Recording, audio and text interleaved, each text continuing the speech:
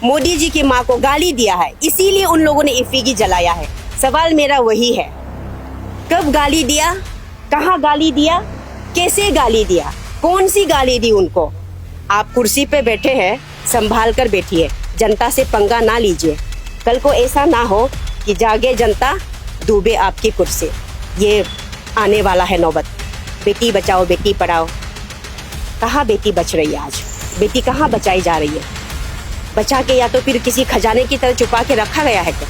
ऐसा तो बिल्कुल भी नहीं है। जिस तरह से आज भाजपा वालों ने जो युवा मोर्चा या महिला मोर्चा ने जो रैली निकाला गया है, उन लोगों का कहना है कि राहुल गांधी जी ने, मल्लिकार्जुन खड़गे जी ने नरेंद्र मोदी के माँ को गाली दिया है। और उनका कहना है कि अगर मोदी जी के माँ को गाली देने का मतलब है कि पूरे भारत वर्ष के माँ को गाली देना, तो मैं ये पूछना चाहती हूँ कि राहुल गांधी जी ने गाली कब दिया?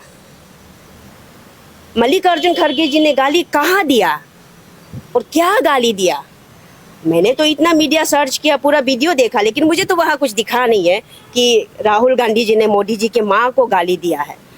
अरे भाई, आप खुद सोच कर देखिए, आप भी खुद मीडिया में रहते हैं, आप लोग भी ढूंढ कर देखिए, वो गाली देने वाला वीडियो अगर आपके पास है तो प्लीज मुझे भी जरूर दे देना। अगर राहुल गांधी जी ने वो गाली दिया है तो मैं भी देखना चाहती हूँ। और मैम, जैसे कि गाली एक अलग वर्ड होता है और किसी चीज को स्टेटमेंट देना अलग कहता है, तो क्या गाली शब्द, क्या ये सुटेबल रहेगा एज ए बीजेपी जो रूलिंग गवर्नमेंट है, जिनकी तरफ से ये स्टेटमेंट दिया जा रहा है? देखिए, आप जिस तरह से उन लोगों ने कहा कि गाली दिया है, ऐसा गाली दिया है कि जो शब्द वो लोग अभी दोबारा उसको रिपीटेडली नहीं भी बोला जा सकता, इस तरह का गाली दिया है, उसने कहा है। ये उन लोगों का स्टेटमेंट है। तो मेरे हिसाब से अभी तक मैंने देखा है, यहाँ पे कोई गाली देने वाला राहुल गांधी जी के तरफ से कभी किसी के माँ को गाली नहीं दिया गया है, ना ही मल्लिकार्जुन खड़गे जी से कभी गाली सुना है हमने। अच्छा, आप देखिए, जिस तरह से वो इंदिरा जी से लेके सोनिया जी तक भाजपा वाले रोज गाली देते हैं, रोज अलग अलग स्टेटमेंट निकाल के देते हैं, रोज गाली देते हैं, तो क्या वो भारत भूमि का माँ का अपमान नहीं हो रहा है क्या? ये तो वो हो गया ना, आप नाचे तो डिस्को, हम नाचे तो मुजरा। ये तो वो वाला बात हो गया ना मैम। और यहाँ पर हमने नोटिस किया है कि एक बात ये भी है कि असली बात हो रहा है वोट चोर को लेकर, राइट? स्टेटमेंट वो है, तो कहीं ना कहीं से ऐसा महसूस हो रहा है कि मैनिपुलेटिव हो रहा है, किसी और चीज को लेकर मुद्दा बनाया जा रहा है, जबकि मुद्दा ये है कि इलेक्शन कमीशन द्वारा सही से जवाबदेही नहीं किया गया है। तो उस पर आप कुछ कहना है? तो इस पर तो मैं ये कहूँगी, जिस तरह से हमने कल मैसिव बोथ चोर गद्दी चोर रैली हमने कांग्रेस ने निकाला है, तो उस बोथ चोर के मुद्दा से जनता को भटकाने के लिए ये लोग अभी नया टॉपिक लेके आ रहा है, नया मुद्दा बना रहा है। वो लोग सिर्फ जनता को भटकाने के लिए कि हमारे मोदी जी ने ये किया, हमारे प्रेजेंट सरकार ने ये किया, वो किया, वो सिर्फ एक जनता को बहलाने के लिए है। जिस तरह से हम छोटे बच्चे के लॉलीपॉप देते हैं ना, उसी तरह से वो तो लॉलीपॉप आप लोग पिछले कई सालों से सुनता आ रहा है, उसी हिसाब से बस मुद्दा भटकाने के लिए किया जा रहा है। हमारा जनता जाग चुके हैं, सबको पता है वोट चोरी हो चुका है और आने वाले समय में भी वो लोग चोरी करने के लिए तय करके रखा हुआ है। तो उसी को हमने कल रैली निकाला, मुद्दा तो बस वोट चोरी का है। अपने गद्दी बचाने के लिए उन लोग वोट को चोरी करके लाया, गद्दी खुद बचाने के लिए आज गद्दी में बैठकर दोबारा से फिर चोरी करेंगे।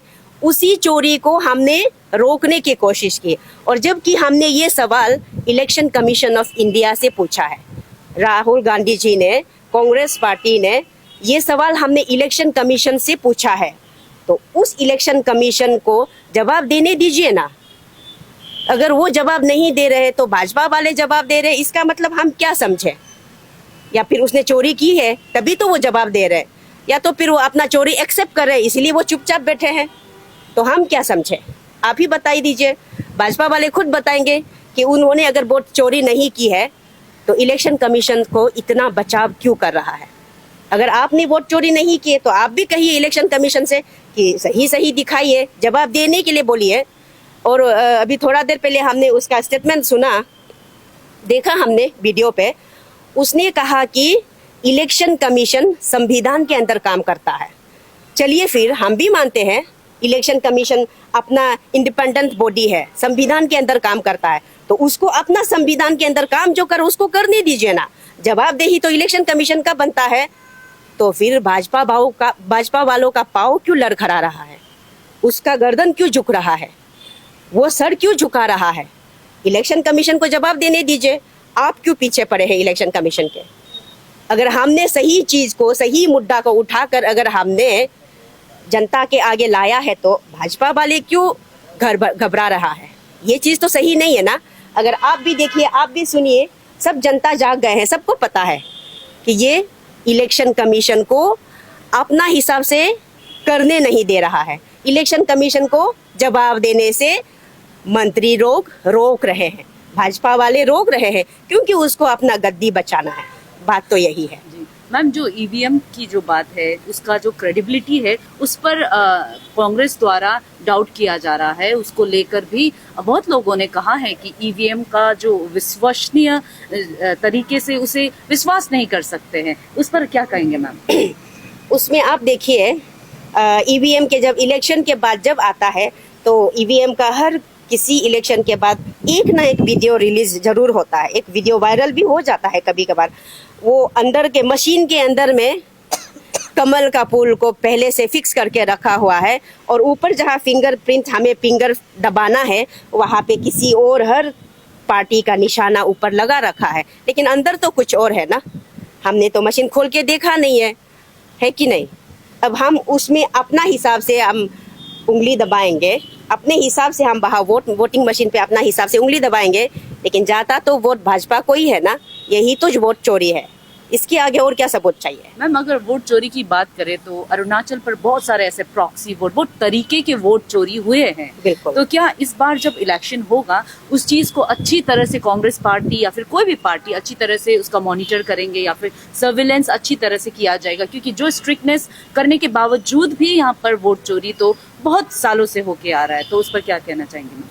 उस पर तो मैं ये कहूँगी कि अभी हमने वोट चोरी का मुद्दा उठाया है, तो हम भी कोशिश कर रहे हैं कि ये ना हो, और हम हर कोई भी राजनीतिक दल जो भी इलेक्शन में आएंगे, उन्हें भी हम यही सुझाव देंगे कि आप भी इस प्रकार की वोट चोरी को रोकने में हमारे साथ मदद करें। क्योंकि देखा जाए तो वोट चोरी खासकर किसका ज़्यादा होता है? हम महिलाओं का वोट चोरी होता है। हमारे महिलाओं को, हमारे बेटियों को लाइन में खड़े रहने देने के बावजूद जब हम अपनी बारी के लिए वहां पहुंचते हैं, तो हमारा नाम का वोट कोई और दे जाता है। ये भी तो एक प्रकार की वोट चोरी है। तो इस चीज को रोकने के लिए हमें और आपको एकजुट होना पड़ेगा, एक साथ लड़ना पड़ेगा इस वोट चोरी को रोकने के लिए। अगर हम ये सोचे कि कांग्रेस वाले ने मुद्दा उठाया है तो उन्हीं को रोकने दो, हम क्यों रोके? भाजपा वाले अगर ये सोचना शुरू कर देंगे तो इसका मतलब उनको चोरी में अच्छा लगता है, इसीलिए तो वो नहीं रोकना चाहते, इसीलिए तो वो इलेक्शन कमीशन से बात करना नहीं चाहते। बात ये है ना।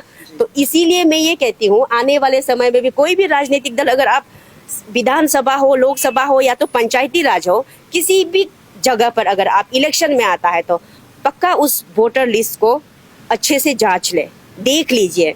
जो इंसान मर चुका है वो मर चुका है, जो इंसान जिंदा है वही वोट डालेंगे। यानी कि मेरा वोट सिर्फ मेरा है, किसी और का नहीं है। तो जो मेरा है वो मेरा है, मैं किसी को अपना हक नहीं दूंगी। रैली में जो भाजपा वालों ने, युवा मोर्चा, महिला मोर्चा ने जो इफिगी जलाया गया है, राहुल गांधी और मल्लिकार्जुन खड़गे का इफिगी जलाया गया है, उन लोगों का कहना है कि इन दोनों ने मोदी जी की माँ को गाली दिया है, इसीलिए उन लोगों ने इफिगी जलाया है। सवाल मेरा वही है, कब गाली दिया, कहाँ गाली दिया, कैसे गाली दिया, कौन सी गाली दी उनको? ये तो कंडेमेबल है। हम इस चीज को हम कंडेम करते हैं एज ए कांग्रेस। राहुल गांधी जी ने कभी गाली नहीं दी, किसी को गाली नहीं दी। मैंने पहले भी बोला था, आज भी बोल रही हूँ, और अभी भी, और ये आगे भी बोला जाएगा। जिस तरह से उन लोगों ने राहुल गांधी के दादी से लेके उनके माँ तक गाली देते हैं, हर जगह पे कहीं ना कहीं घूम फिर के तो गांधी की, इंदिरा गांधी, सोनिया गांधी या जवाहरलाल नेहरू की बात आती है।